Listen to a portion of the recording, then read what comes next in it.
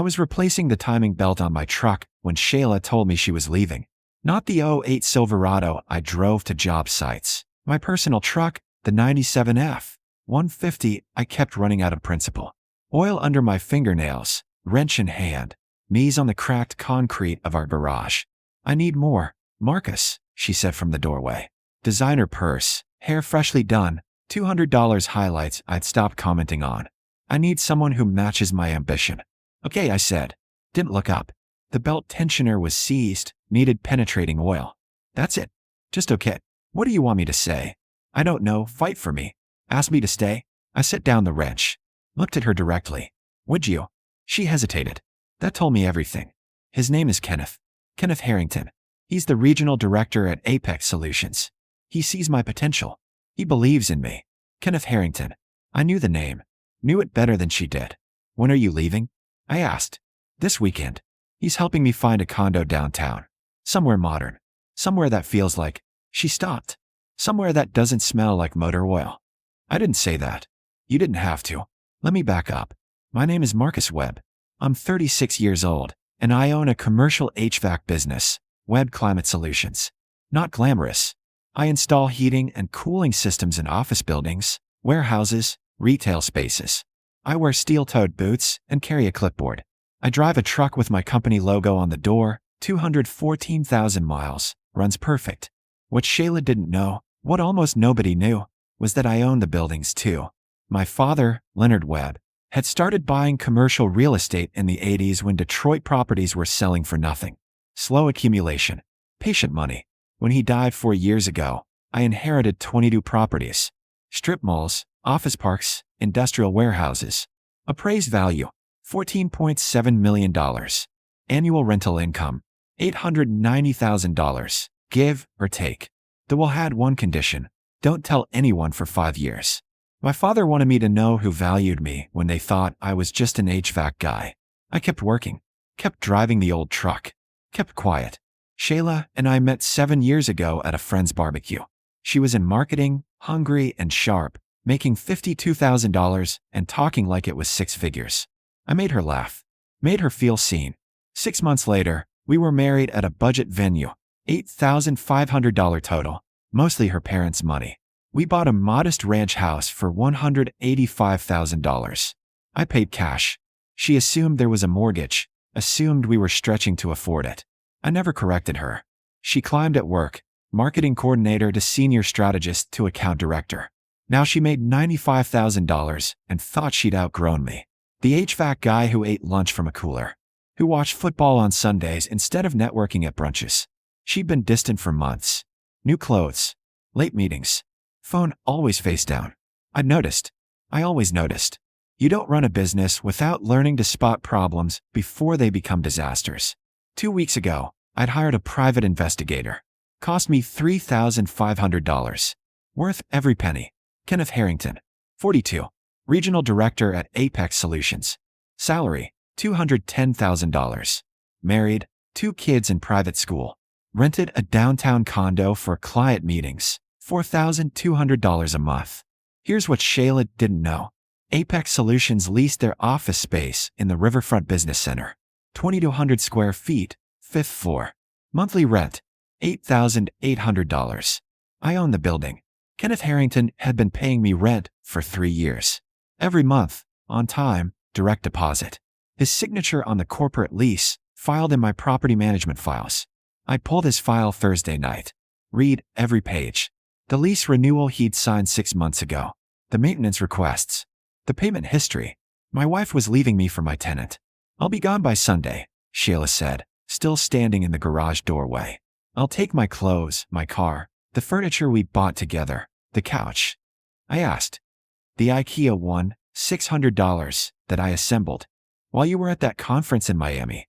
Marcus, don't be petty. I'm not. Take it. Take whatever you want. She looked confused. She'd expected a fight. Tears. Begging. That's it, she asked again. That's it. She left. I heard her heels click across the kitchen floor. Heard her BMW start. $680 monthly payment.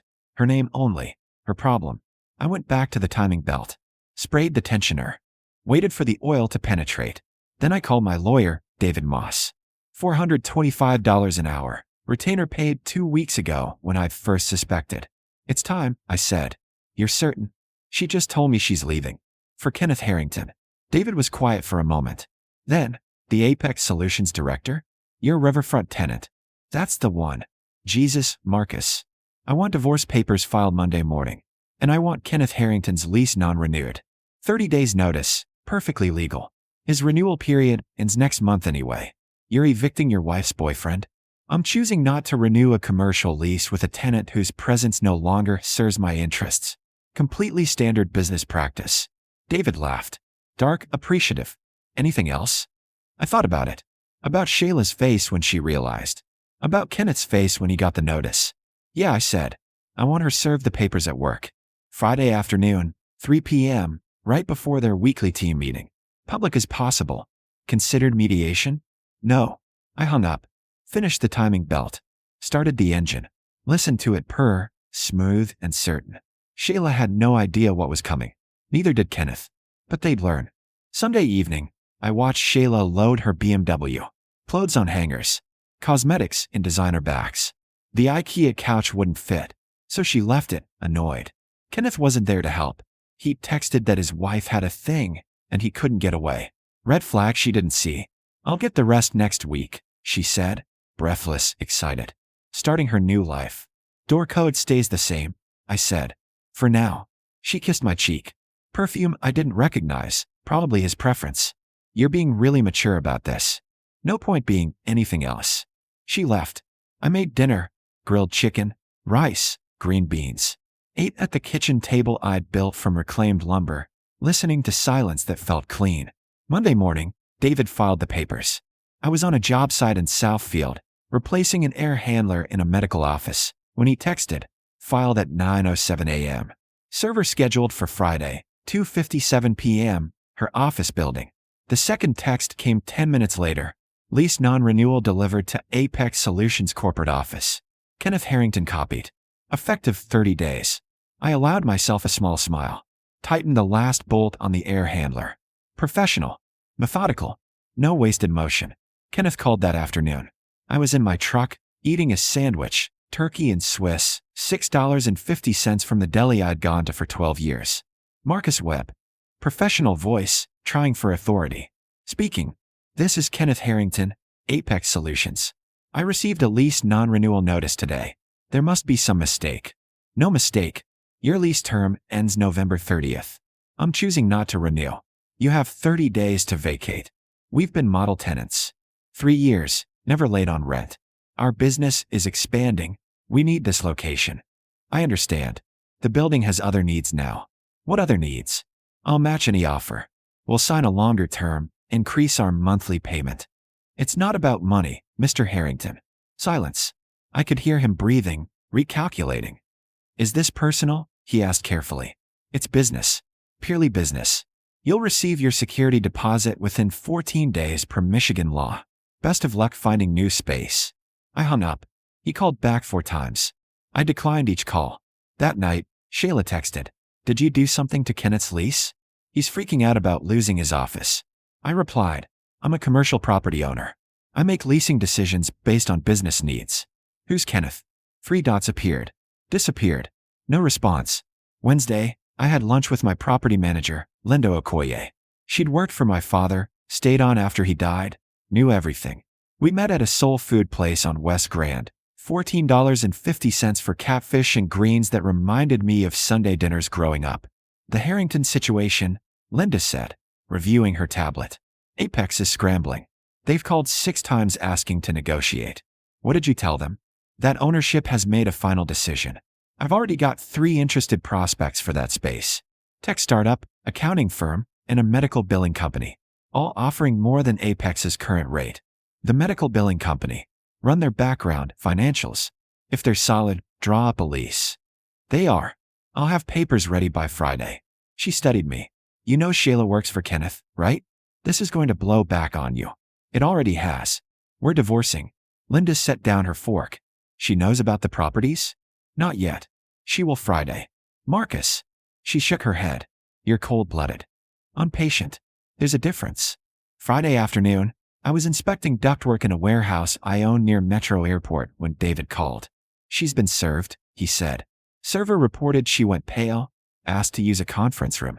Came out 20 minutes later, eyes red. Tried calling you 11 times. My phone had indeed buzzed repeatedly. I'd silenced it. Kenneth? I asked. Server caught him in the parking lot. Handed him courtesy copies of the financial disclosures showing your property holdings. Wanted to make sure he understood who his landlord was. David paused. Marcus, he looked like he'd been hit with a brick. Good. Shayla's lawyer already called. Martin Strickland, decent reputation. Wants to discuss settlement. What did you tell him? That Michigan is equitable distribution, not community property. That you acquired all real estate assets before marriage. That her entitlements are limited to marital property. The house you bought together, her retirement account, her vehicle. The house was bought before marriage. My name only on the deed. I explained that too. He asked for documentation. Send everything. I've got 12 years of acquisition records. I finished the ductwork inspection. Drove home through November dusk, streetlights flickering on, the city settling into evening rhythms I'd known my whole life. Shayla was waiting in my driveway, still in her work clothes, mascara smudged, hands shaking.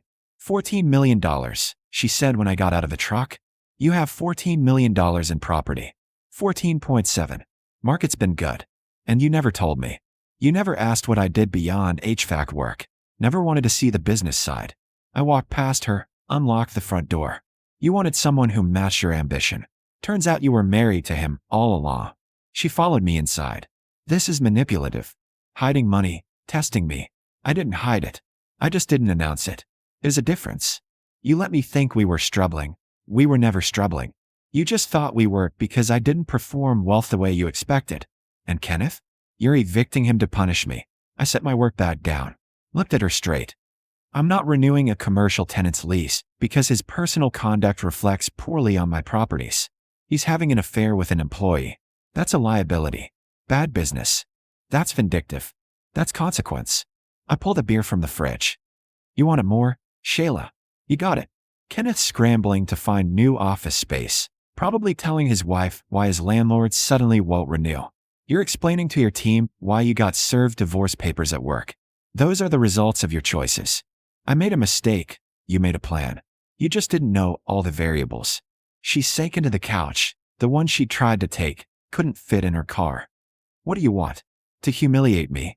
I don't want anything from you. I want you gone. Her face crumpled. But I'd seen her practice tears in the mirror before big presentations. I knew the difference between grief and performance. You have 60 days, I said. Then I'm changing the locks. The divorce finalized in February. Clean, brutal, efficient. Shayla got her retirement account, $38,000. Her car, which she still owed $19,000 on. Her personal belongings. I kept everything else. The house. The properties. The business. The life I'd built in silence while she'd been shopping for something better. Her lawyer, Martin Strickland, had tried. Filed motions arguing for equitable distribution of my hidden wealth. David buried him in documentation. Property deeds dated years before our marriage. Tax returns showing my inheritance. My father's will, clear as daylight. The judge took 40 minutes to rule. Michigan law was unambiguous. What I'd brought into the marriage, I kept. Shayla moved into Kenneth's downtown condo. That lasted 6 weeks. His wife filed for divorce in January, named Shayla specifically, asked for full custody and maximum child support. Kenneth's company launched an ethics investigation. Company policy prohibited supervisory relationships. By March, Kenneth had resigned. Shayla had been reassigned to a different department, different boss, different trajectory. The ambition she'd craved turned to ashes. I learned this from Linda, who heard it from the new tenant at Riverfront Business Center, the medical billing company. They'd taken over Apex's old space, signed a 5-year lease at $9,400 monthly. Better tenants. No drama.